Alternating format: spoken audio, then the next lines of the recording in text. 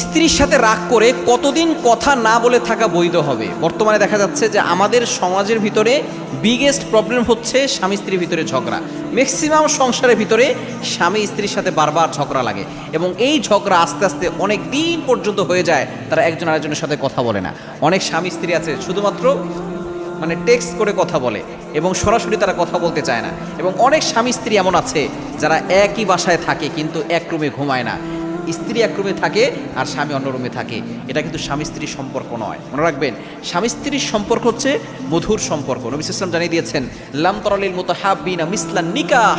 আমি এই যে নতুন বিবাহ হয় এবং স্বামী স্ত্রীর যে মধুর সম্পর্ক, এটার ভিতরে যে মহব্বত আছে, এই মহব্বত আমি অন্য কোথাও দেখি নাই। সুতরাং স্বামী স্ত্রী একসাথে থাকতে হলে ঝগড়া হবে, কথা কাটাকাটি হবে, তবে অভিমান করে আপনি একদিনের বেশি 2 দিনের বেশি কথা না বলে থাকবেন না। কারণ হাদিসের ভিতরে এসেছে, নবীজি সাল্লাল্লাহু আলাইহি সাল্লাম জানিয়ে দিয়েছেন, লা ইয়াহিল্লু